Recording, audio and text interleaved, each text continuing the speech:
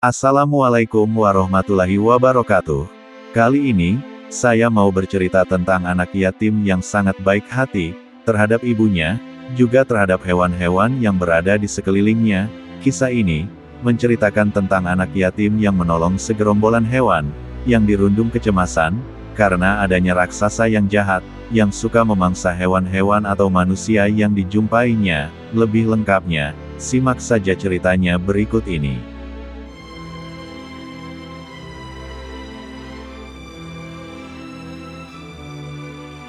Alkisah di sebuah rumah gubuk ada dua orang penghuni, Mbok Minul dan si Rio. Si Rio adalah anak yatim yang ditinggal mati ayahnya sewaktu masih kecil. Si Rio sedang mengobrol sama ibunya.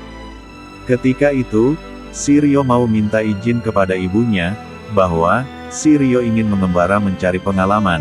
Ibunya tidak mengizinkan, karena ibunya sangat khawatir tentang keselamatan si Rio, karena si Rio sejak masih kecil, dia belum pernah pergi kemana-mana meninggalkan ibu, jadi Mbok Minul tidak mengizinkan si Rio pergi. Tapi, si Rio memaksa ingin pergi saja. Dengan sangat sedih, Mbok Minul terpaksa mengizinkan si Rio pergi, hingga si Rio minta doa restu agar selamat di perjalanan. Mbok Minul dengan hati sangat cemas, Mbok Minul mengantar si Rio pergi sampai depan rumah. Mbok Minul berusaha untuk ikhlas melepaskan anaknya pergi mengembara.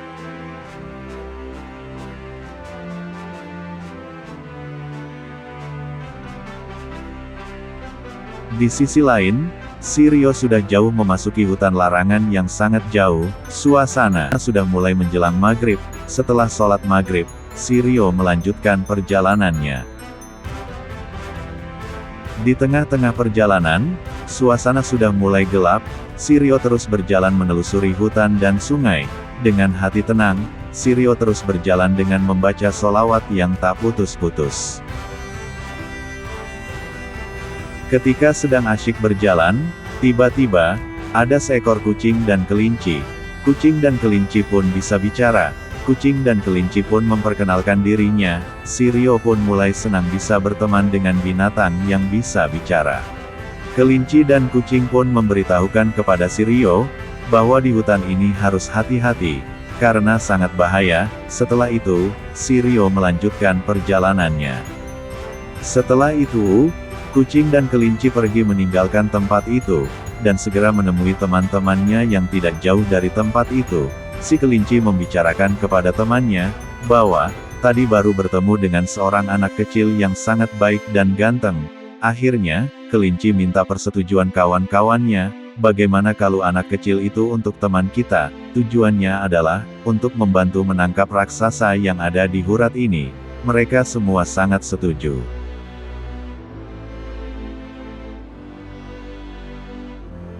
Di sisi lain, di rumah Mbok Minul masih sangat was-was, teringat akan si Rio yang sudah 1 minggu pergi meninggalkannya. Mbok Minul selalu gelisah, dan selalu khawatir tentang diri si Rio. Siang malam, Mbok Minul selalu berdoa, agar si Rio selamat, dan dilindungi oleh Allah Subhanahu wa Ta'ala. Mbok Minul pun sudah berusaha untuk menenangkan dirinya, agar tidak selalu memikirkan yang tidak-tidak. Di sisi lain, si Rio kini sudah diajak bergabung ke rombongan si kelinci, yaitu ada harimau, jerapah, anjing, si kancil, dan kucing.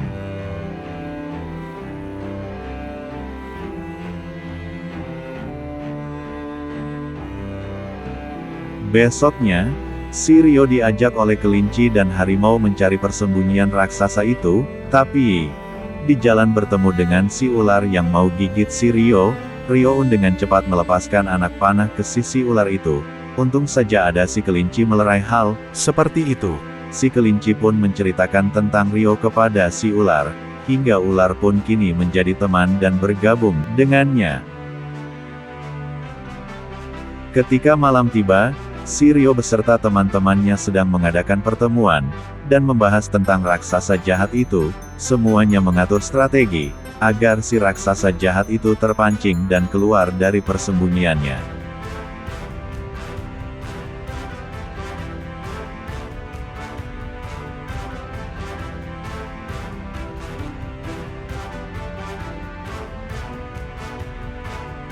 Malam pun tiba, benar saja, si raksasa itu keluar dari persembunyiannya, karena sudah lapar, ingin mencari mangsanya yang mau dimakan.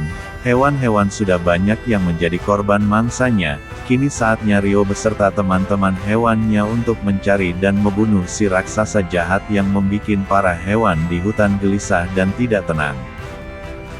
Ketika itu, raksasa yang sudah mencium aroma mangsanya sangat marah, dan menangkap seekor kelinci.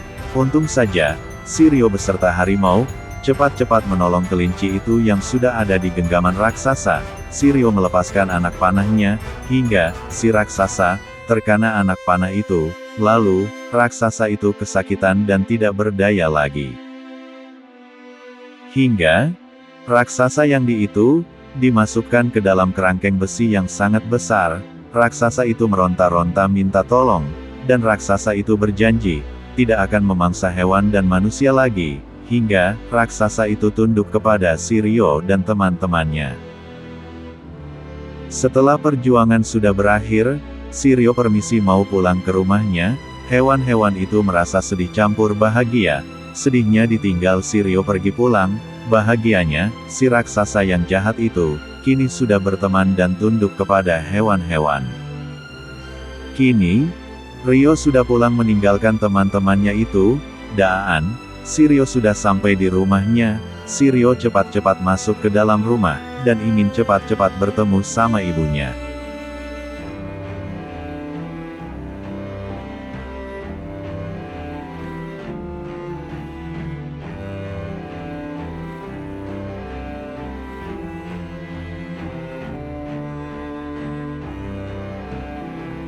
Setelah bertemu dengan ibunya pun sangat senang. Si Rio sudah pulang dengan selamat. Lalu, si Rio menceritakan tentang kejadian di dalam hutan tersebut dengan sangat detail. Ibunya pun merasa bahagia, karena anaknya telah menyelamatkan nyawa hewan-hewan yang ada di hutan.